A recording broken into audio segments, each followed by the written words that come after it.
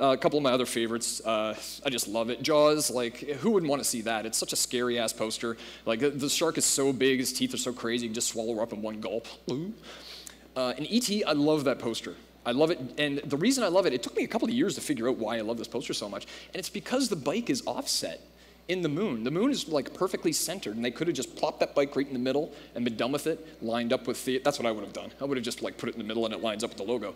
But they slightly offset it and then put the big tree on that side, and it creates this sense of wonder, movement, like the cape coming off the back of Elliot's jacket or whatever he was wearing, and it's just, it's beautiful. Like, I just love that movie, that poster. It just represents the theme of the movie, the characters, you know? And I think that's something that's kind of getting lost in the floating heads of today. So let's go into my work now. Now, I showed you guys like a lot of inspiration stuff, and I showed you stuff that I did when I was a kid. So now I'm going to fast forward to kind of like 3 years ago and show you guys some of my work and tell a couple of stories about how they came about and all that stuff. Again, all of these are poster designs, and I want to stress again, these are personal posters. These are the things that I did on my own time. Okay, outside of agency work, outside of freelance and all that stuff. Something I did, Robot Rock, influenced by Daft Punk. La Femme is influenced, or it's a recreation of a poster from the 70s by a guy named Roman Seselowitz. He's a Polish poster designer. I think that's how you pronounce his name. Solid Gold Bomb, influenced by like Solid Gold Records and Motown back in the 70s. And I was really trying to push that like 70s influence. The stuff that I saw on TV when I was a kid, brightly colored, lens flares, like handcrafted, rough stuff, you know, but still slick, for lack of a better word, in a certain way. I really enjoyed that stuff, and I was trying to recreate that based solely on memory and YouTube clips. I gotta find it, man. Network is the only sarcastic poster that I ever designed. Network, this is supposed to be like, TV's wonderful, yay, like good-looking girls on the screen and rainbows and sparkles. And it's actually based on the movie from 1976, I think. And it's basically, that movie kind of references the evils of television and how, you know, it can be used to keep people scared and manipulation and all that stuff. So I wanted to kind of make this here, like, TV's okay, man. My friends at Smashing Magazine commissioned me to do their second anniversary poster, and that was kind of like a Channel 2 sort of an idea that I was going with. Again, like network broadcast animations and things. My friends at PSD Tuts, or Toots, commissioned me to do their 2010 poster, and this was an interesting one. In the process, I had done those swirly rainbow things like pretty early on, and I left a gap in the middle. And I wasn't sure what I was going to put there. It was going to be like a spaceship or something like that. So I started looking at the stock photo site that I used at the time, and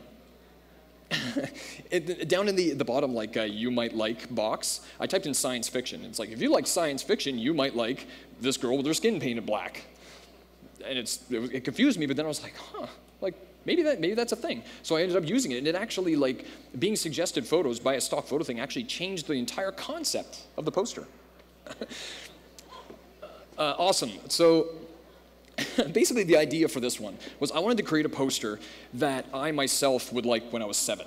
So I was trying to like think back at just the primal core, you know, dumb crap that I was into as a kid, and trying to water that down to its essence and create something based on that. And I've been saying the word awesome for like my entire life, so I figured that was going to be the title. Giant metal text, lightning, giant electric guitar. You know, the only reason I want a time machine is so I can go back and give this poster to him. Go, here you go, buddy. That actually led to me getting a job with a hair metal band in Finland called Reckless Love. This was the poster they saw, and they actually hired me to develop their CD cover based on this poster. But so it was another kind of a thing where I'm actually creating things for musicians that are inspired by things that were developed back in the day when I was developing inspiration. It's weird. It's crazy. So here's a couple more. This is called L. I made this for my friends at ThinkStock. They gave me access to their entire like stock photo kind of website, and I could create whatever I wanted. And this one here I created. This is really childish. I created this out of retaliation, basically, the Green Lantern poster. The Green Lantern's coming out this year in theaters, and a bunch of people tweeted me when the official poster was released. And I was like, oh, cool, man. So I clicked on it, and of course it's Ryan Reynolds in the getup going like, I was like, come on, Hollywood. Like, Green Lantern is one of my favorite heroes, okay? Like, he was the one I liked a lot when I was a kid. And for what it's worth, I love his logo. His logo is completely simple and very sound when it comes to design. I loved it. And on the poster, it's like no character, no theme, no heart. It's just, hey, look who's in this movie, like we were talking about earlier. And I didn't like that. It kind of cut me a little bit deep. But, and here's a little bit of a process. Basically, I made the poster in a day, and I used what I had at my disposal, which was my sketchbook. I sketched things out, and then I actually took photo references of myself. Strange Adventures, my favorite comic shop, donated a power ring. It wasn't a real power ring. Don't get excited. But yeah, and I took all the photo references and stuff, mocked it all up, did a blue line trace, vectorized it, and then pieced everything together in Photoshop to actually create the poster. And that was done in a day. It was like created super fast. And the Tron posters, when Tron Legacy was coming out, they released the San Diego Comic Convention footage, and it was, I basically saw it and I flipped out. I was like, I want to work on that. Of course, I wasn't hired by Disney to do a poster, and I went, screw it, I'm going to make it anyway. So I made this, and this actually led to me getting quite a bit of work from clients. They would see this, it went all over the internet. It was actually being used mistakenly by Netflix for about like 3 months. Like serious, for real. It was like in the upcoming movies, and they had it there. So I was like expecting like a Disney lawyer going, hey, you son of a... But so I released this one here, and then they released the movie, and they actually changed the style of the movie. So I redeveloped my poster to kind of use the colors and the style of the new movie. And then right before release, I decided to throw it all the way back to 1982 and create the 1982 version of Tron from the first movie because I love it. And so yeah, that was the Tron poster kind of trilogy. That kind of, it wasn't a goal at the beginning to create a trilogy. It just kind of happened that way as I was working. Again, on my own time, like after work, weekends, whatever. Here's a couple new ones. The Year Zero I did for my friends at OFFF that I'm going to in Barcelona in June. And the sword. I wanted to show the sword poster because this is another one of those examples of personal projects manifesting a reality when you find yourself in a position that you didn't expect. The guys from the sword, the guitar player, Brian, put on his Twitter one day, like I had wanted to do a sword poster for quite a while. And this is because of one of my favorite metal bands. I'm a metalhead. And I really wanted to do it. So he put on Twitter, on the sword Twitter thing, like, we're looking for an artist, send us your portfolios. And I went, holy crap. And I had my portfolio to him in 20 seconds. Like, he must have thought I was nuts. I was like, check out my portfolio, I love you guys, exclamation points. And he wrote me back and he said, hey, cool stuff. And I realized that there's a lot of rainbows in there. Like, these guys aren't probably hip on rainbows. So I found his email, and I sent him an email, and I said, okay, look, I know there's a lot of rainbows and lens flares in there and stuff. So I said, but I love metal, man. I was like, just stick with me. I'll do you a test poster. How about that? And he wrote me back, which again blew my mind, like total fanboy. And he said, yeah, man, just send us a couple sketches and we'll talk. And I was like, cool. And I sent him the final finished, not even a sketch. Like I spent an entire day, and I was just like, I'm gonna kill this for him. And he flipped out.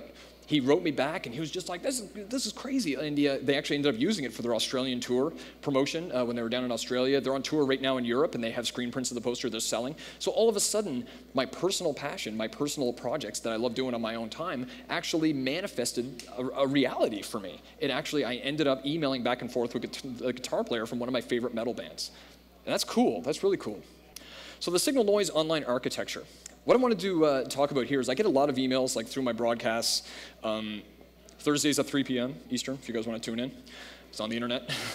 But a lot of people ask me, like, how do I get my stuff out there, sort of thing. And I'm basically going to run through the basic bare bones online architecture of what I use to get my stuff out there. And I'm a WordPress guy. Okay, and I love WordPress. I think it's awesome. Back in 1999, a CMS, content management system, cost 10 grand, and now WordPress is like giving it away. It's insane to me to see that progression. But I love WordPress. It's awesome. I set it up because it is going to urge me to keep creating. In order for me to be worthy of the WordPress platform, I have to create things in order to update it. So.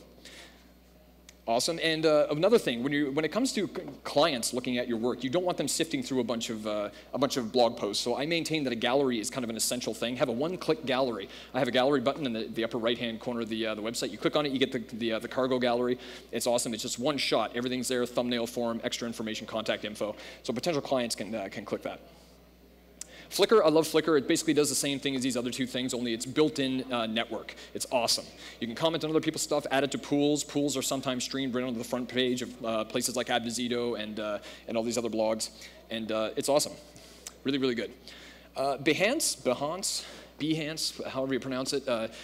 It's a great platform. I don't do a lot of communicating through this, but it is fantastic because a lot of creative directors and agency people surf Behance looking for freelancers to hire for whatever specific project that they have on the go. So it's a very good weapon when looking for that kind of stuff. Everybody's favorite, Twitter, man. Like, I love Twitter.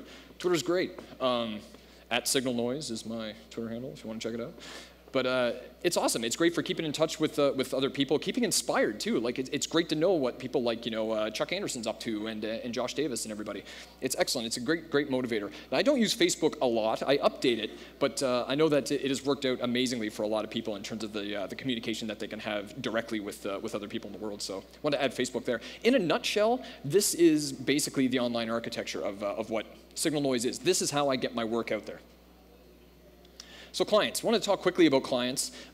These are some of the clients that I work with, and I wanted to show the screen. I'm not going to show like specifically any of these projects or whatever, but all of these projects, all the works that came to me from these people were directly related to personal projects that I did, things that I did in my own time that they saw that they thought were cool and wanted me to do it for them. Basically, that's how this here worked out. It's manifesting a reality, man. But I want to talk about one of my favorite projects that I worked on in the last couple of years.